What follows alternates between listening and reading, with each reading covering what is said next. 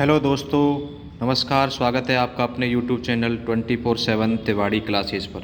प्रिय विद्यार्थियों, एक नया प्रयास NIOS सोशल साइंस का जो अभी सिलेबस आया है मिड टर्म का, उसमें चैप्टर नंबर जो हमारा 15 है, ये TMA के अंदर भी आ रहा है, ऐसे 1 के अंदर आ रहा है। इसका सॉल्यूशन लेकर आए हैं। चैप्टर का नाम है संवैधानिक मूल तथा भारत की राजनैतिक व्यवस्था। सामान्य संविधान शब्द का प्रयोग, जो संविधान होता है वो नियम एवं कानूनों का संग्रह होता है जिसके माध्यम से किसी भी देश के शासन व्यवस्था का संचालन किया जाता है। इसमें प्रिय विद्यार्थियों, जो संविधान बनाने का कार्य था वो 9 दिसंबर 1946 को प्रारंभ हुआ था और डॉक्टर भीमराव अंबेडकर थे, उन्हें प्रारूप समिति का अध्यक्ष बनाया गया था और भारतीय संविधान का जनक भी डॉक्टर भीमराव अंबेडकर जी को माना जाता है।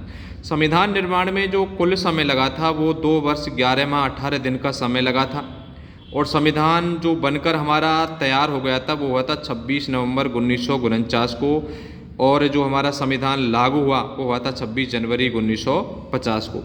जो संविधान निर्माण का जो लगभग काम पूरा हो गया था वो 26 नवंबर 1949 को हुआ था।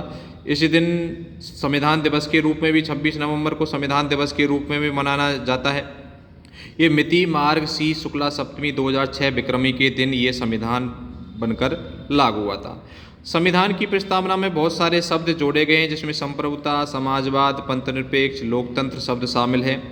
अब संविधान में भारतीय संविधान की जो प्रमुख विशेषताएं, उनमें जो पहली विशेषता है वो होता है लिखित संविधान। भारत का संविधान है विश्व का सबसे बड़ा लिखित संविधान है।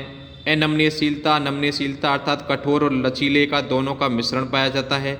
भारत के संविधान में मूल अधिकार हैं, राज्य के नीति निदेशक तत्व भी दे रखे हैं जो आयरलैंड के संविधान से ले गए हैं। मौलिक कर्तव्य भी हैं जो आयरिश संविधान से ले गए हैं। एकल नागरिकता का प्रावधान है। एकल नागरिकता का मतलब होता है कि पूरे देश में सभी नागरिकों को एक ही नागरिकता प्राप्त है, अर्थात वो भारत देश के नागरिक हैं, ना कि किसी दूसरे राज्य के। सार्वभौमिक मताधिकार है, संघवाद है, संसदीय प्रणाली।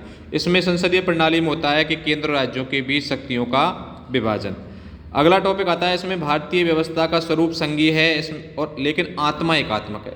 एकात्मकता का मतलब है कि संघीय व्यवस्था में शक्तियों का विभाजन होता है पर निर्णय केंद्र सरकार के द्वारा ही लिया जाता है। फिर भारतीय संविधान की जो संसदीय शासन प्रणाली है उसकी विशेषताएं दे रखी हैं। इसमें विधायिका कार्यकारिणी के बीच घनिष्ठ संबंध, कार्यपालिका का विधायिका के प्रति उत्तरदायित्व और कार्यकारिणी में एक राज्य अध्यक्ष होता है। ये था हमारे कुछ मुख्य पॉइंट थे इस चैप्टर के। अब शुरू करते हैं। पहला क्वेश्चन जो आपके बीच में है वो है भारतीय संविधान का निर्माण किसके द्वारा हुआ था। अर्थात भारत के संविधान का निर्माण हुआ था संविधान सभा के द्वारा। भारत के संविधान का जो निर्माण किया गया तो संविधान सभा ने किया था और कुल संविधान सभा के द्वारा जो समय लिया गया था वो लिया गया 2 वर्ष 11 माह 18 दिन का समय लिया गया था। सेकंड क्वेश्चन आता है, भारतीय संविधान को कब लागू किया गया। भारत का संविधान 26 जनवरी 1950 को लागू हुआ था। इसी दिन हम संविधान को लागू किया गया था। और थर्ड क्वेश्चन है, भारतीय संविधान का जनक अर्थात संविधान किसके द्वारा बनाया गया था। वो डॉक्टर भीमराव अंबेडकर को भारतीय संविधान का जनक कहा जाता है। 4 नंबर क्वेश्चन आता है, भारतीय संविधान को बनाने में कितना समय लगा। भारत के संविधान को बनाने में 2 वर्ष 11 माह 18 दिन का समय लगा। अब आते हैं हमें लघु उत्तरीय क्वेश्चन जो 1 लाइनर होते हैं हमारे, ये इंपॉर्टेंट क्वेश्चन होते हैं और कुछ पेपर में आते हैं, बार बार देखने को भी मिलते हैं कि संविधान का अर्थ क्या है। अर्थात सादा सिंपल भाषा में समझाऊं तो संविधान ऐसे नियम और कानूनों का संग्रह होता है, एक बुक होती है जिसके माध्यम से किसी भी देश की शासन व्यवस्था को सुचारू रूप से चलाया जा सकता है। सेकंड है एकल या इकहरी नागरिकता। इकहरी नागरिक करता है कि प्रत्येक भारत का एक नागरिक है, चाहे उसका जन्म किसी भी स्थान में हुआ हो, वह उसका निवास स्थान कहीं भी हो, परंतु उसके पास एकल नागरिकता है। अर्थात हम सब लोग इंडियन हैं, हमें इकहरी नागरिकता प्राप्त हुई है। नेक्स्ट क्वेश्चन है, सार्वभौमिक वयस्क मताधिकार का क्या अर्थ है। भारत में प्रत्येक नागरिक को एक निश्चित उम्र 18 वर्ष हो जाने के बाद उसे मत देने का अधिकार प्राप्त होता है। इसमें धर्म, जाति, लिंग, वंश, जन्म स्थान के आधार पर कोई भेदभाव नहीं किया जा सकता। इसे सार्वभौमिक वयस्क मताधिकार कहा जाता है। अब आते हैं दीर्घ स्तरीय जो इसमें क्वेश्चन है, 4 से 5 अंक के होते हैं, पेपर में अधिकांश पूछे जाते हैं और ये इंपॉर्टेंट क्वेश्चन है कि भारतीय संविधान की प्रमुख विशेषताएं लिखो या भारतीय संविधान की क्या क्या विशेषताएं। पहली विशेषता है बेटा, सभी बच्चे ध्यान से इस वीडियो को देखेंगे कि भारत का संविधान लिखित संविधान है, कि भारत का संविधान है संपूर्ण विश्व का पहला संविधान है जो लिखित और बड़ा संविधान है। भारत का संविधान विश्व का सबसे लंबा संविधान है। इस संविधान में कठोर लचीला अर्थात नमनीय अनमनीय दोनों का ही मिश्रण है, अर्थात कुछ विधेयक सामान्य संशोधन से हो जाते हैं, कुछ विधेयकों में विशेष प्रक्रिया अपनाई जाती है संशोधन के लिए। भारत के संविधान में संघीय व्यवस्था संघीय शासन प्रणाली अपनाई जाती है और भारत के संविधान में सार्वभौमिक वैश्य मताधिकार का प्रावधान किया गया है। नेक्स्ट क्वेश्चन पे चलते हैं। भारत के संविधान की संघीय विशेषताएं लिखो। पहली विशेषता है द्विसोपानीय सरकार, अर्थात सरकार के दो स्तर होते हैं, एक केंद्र सरकार और एक राज्य सरकार। सेकंड पॉइंट है इसमें शक्तियों का विभाजन।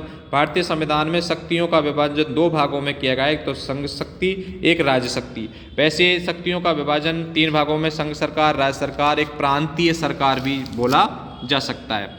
फिर थर्ड पॉइंट है लिखित संविधान। भारत का संविधान है वो सबसे बड़ा संविधान है, लिखित संविधान है। इसको 2 वर्ष 11 माह 18 दिन में लिखकर इसको कंप्लीट किया गया।